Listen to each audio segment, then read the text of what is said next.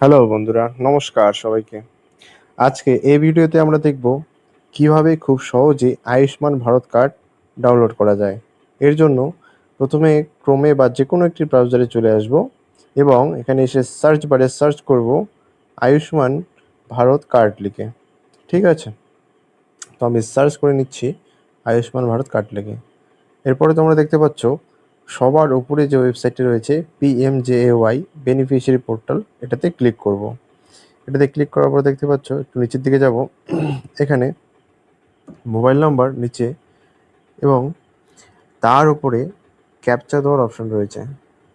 তো এখানে আমরা নিচে মোবাইল নাম্বারটি বসিয়ে দেব এবং তার উপরে ক্যাপচাটি বসিয়ে দেব। পর পাশে থাকা ভেরিফাই অপশানটিতে ক্লিক করব। এখানে ক্লিক করার সাথে সাথেই আপনার মোবাইল নাম্বারে একটা ওটিপি চলে আসবে এবং ওটিপি বসিয়ে দিয়ে লগ ইন অপশানে ক্লিক করব। ক্লিক করার সাথে সাথেই একটি নতুন পেজ ওপেন হয়ে যাবে। এখানে তোমরা উপরে দেখতে পাচ্ছ স্কিমের যে অপশনটি রয়েছে, এখানে PMJAY আগে থেকে আছে এবং এর নিচে আমরা ওয়েস্ট বেঙ্গল সিলেক্ট করে নেব, মানে স্টেটের নাম সিলেক্ট করে নেব এবং এরপরে সাব স্কিম এখানে আমরা PMJAY সিলেক্ট করে নেব এখান থেকে।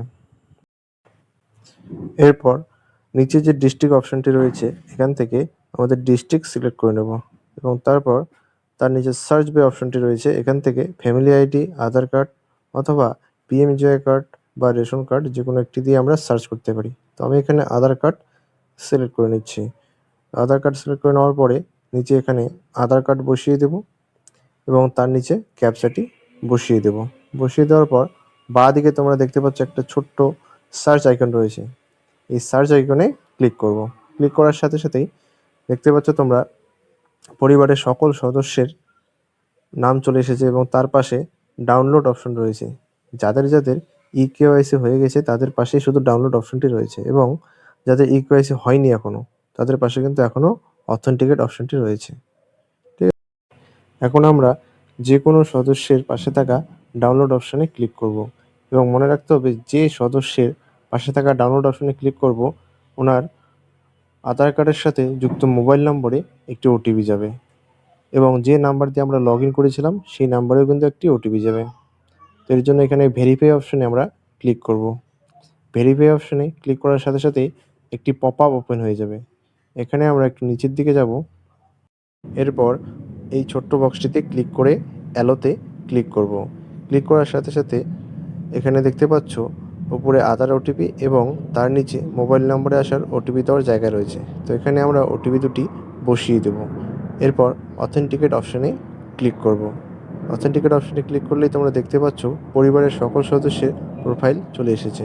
তো এখানে আমরা যে সদস্যের আয়ুষ্মান কার্ডটি ডাউনলোড করতে চাই সেই সদস্যের প্রোফাইলের ওপর ক্লিক করব। যদি তোমরা পরিবারের সকল সদস্যের কার্ড ডাউনলোড করতে চাও তার জন্য উপরে যে ছোট্ট করে সিলেক্ট অল অপশনটি রয়েছে এই অপশনটিতে ক্লিক করবে বা ম্যানুয়ালি একটা একটা করে তোমরা সিলেক্ট করতে পারো। আমি এখানে সিলেক্ট অল অপশনটি বেছে নিচ্ছি।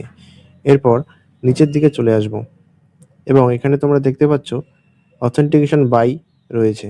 তো এখানে যে সদস্যের পাশে থাকা ডাউনলোড অপশনে আমরা ক্লিক করেছিলাম সেই সদস্যের নাম রয়েছে, তোমরা চাইলে এটা চেঞ্জ করে নিতে পারো।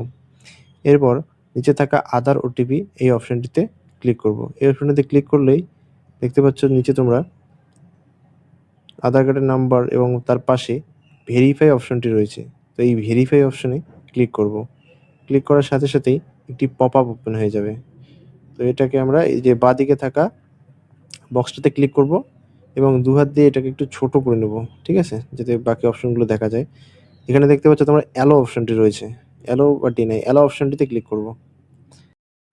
অ্যালো অপশনে ক্লিক করলেই তোমরা দেখতে পাচ্ছ আধার কার্ডের সাথে যুক্ত মোবাইল নম্বরে একটি ওটিপি এবং আমরা যে নাম্বার দিয়ে লগ ইন করেছিলাম সেই নাম্বারেও একটি ওটিপি চলে এসেছে। তো সেই ওটিপি দুটো এখানে বসিয়ে দিচ্ছি। ওটিপি দুটো বসিয়ে দেওয়ার সাথে সাথেই তোমরা দেখতে পাচ্ছ পরিবারের সমস্ত সদস্যের আয়ুষ্মান কার্ড দেখা যাচ্ছে এবং এখানে নিচে থাকা ডাউনলোড অপশনটিতে ক্লিক করে সম্পূর্ণ কার্ড তোমরা ডাউনলোড করতে পারো।